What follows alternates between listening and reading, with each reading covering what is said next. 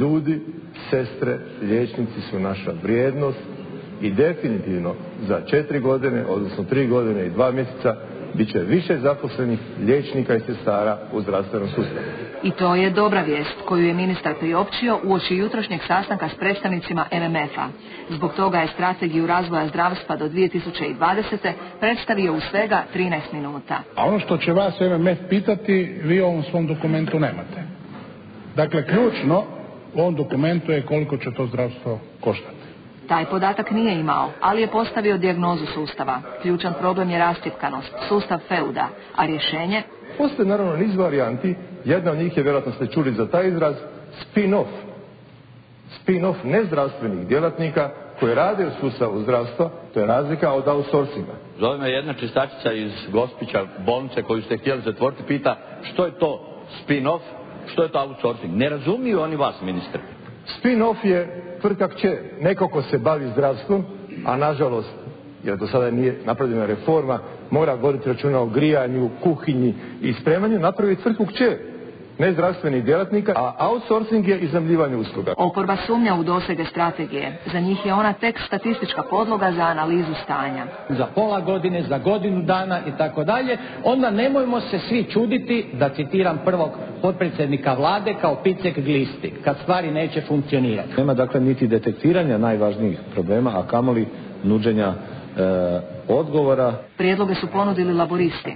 Neka država preuzme trošak specijalizacije liječnika i napokon riješi status bolnica. Kucate na otvorena vrata. Kucam ja s tim prijedlozima na otvorena vrata već 7-8 godina i kad uđem, unutra nema nikog. Kao što ni u sabornici nije bilo gotovo nikog nakon glasovanja petkom, iako je rasprava trajala još satima. I dalje je jako zvoni brojka od 20.000 ljudi za koje više neće biti mjesta u državnoj upravi i javnom sektoru. Nakon ministra financija koji govori o nužnosti smanjenja zaposlenih, prvi potpredsjednik vlade danas pojašnjava da je riječ isključivo o umirovljenjima. Međutim, nameće se pitanje u kojim sektorima je moguće smanjiti broj zaposlenih, a da se ne ugrozi njihovo funkcioniranje. Isto tako nameće se pitanje ima li smisla ušteda u proračunu ukoliko se nakon umirovljenja na isto radno mjesto zaposle novi ljudi. Nakon jučerašnjeg gostovanja ministra Linića u Dnevniku jasno je jedno, plaće više neće smanjivati, ali hoće broj zaposlenih. Zna i za koliko. Nešto oko 20.000, to su negdje tako, i javnim sektorom, znači obrazovanju i zdravstvu. Ja nisam siguran da li se radi o dobro prenesenoj ili u tom trenutku suvisloj izjavi ministra financija. Dobro je Linićeva izjava prenesena, ali nije, čini se, baš suvisla, barem kad se čuju poruke iz Ministarstva zdravlja o manjku liječnika i sestara, s kojim se u ovom slučaju slaže i sindikat. Tamo apsolutno nema prostora za otkaze tolikog broja zaposlenika, a da se sustav obrazovanja i zdravstva ne dovede u pitanje u smislu njegovog funkcioniranja. Drugi zainteresirani ministar i prvi potpredsjednik danas pojašnjava što je Linić jučer mislio. Otkaze Čačić ne da ni spomenuti. Radi se o prirodnom, normalnom odlasku ljudi u mirovinu ili ako idu u prijevremenu mirovinu, onda sa razinom pune mirovine. A za to treba formirati instrumente, za to treba formirati fondovi i sve to će vlada učiniti do kraja godine. Za pojedine stručnjake to je i preveliki neisplativ poduhvat.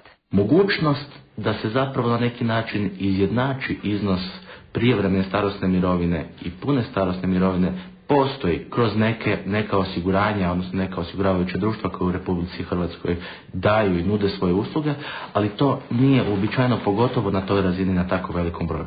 Govori se o 15.000 onih koji mogu u mirovinu. Što s preostalih 5.000 viška?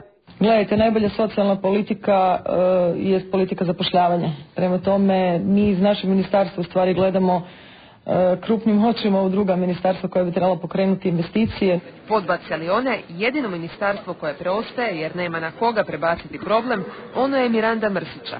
A tu je već sad prevelika gužva. U gospodarskoj krizi brojka od 20.000 ljudi sigurno izaziva zabrinutost. U nedostatku konkretnih podataka u kojim točno sektorima će se smanjivati broj zaposlenih, naša Slavica Babić na osnovu neslužbenih podataka, na osnovu onih podataka s kojima se već dulje vrijeme spekulira u javnosti, napravila je moguću projekciju. Uštede postignute izmjenama kolektivnih ugovora nisu dovoljne. Rezati se mora još. Broj zaposlenih u javnom i državnom sektoru smanjit će se za 20.000. Linearno oko 8% po svim ministarstvima. To je oko 9.000 radnih mjesta u školskoj znanosti, oko 6.000 u zdravstvu i primjerice oko 2.500 u policiji. U većini slučajeva radilo bi se o umirovljenju. Naime, u ovom trenutku uvjete za to ima ili će vrlo skoro imati oko 15.000 službenika. Dakle, u optimističnoj varijanti iz ovog će sektora na zavod 5.000 ljudi, najprije oni s ugovorom o radu na određeno vrijeme. Val otkaza slijedi i u državnim tvrtkama. Zbog lošeg poslovanja to neće moći izbjeći. Iz Hrvatskih željeznica mora otići 2.700 ljudi. Iz HEP-a 3.300.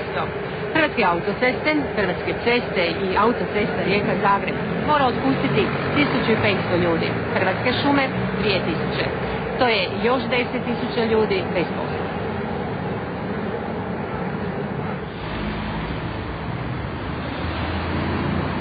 Prema današnjim podacima nezaposlenih je 306.997.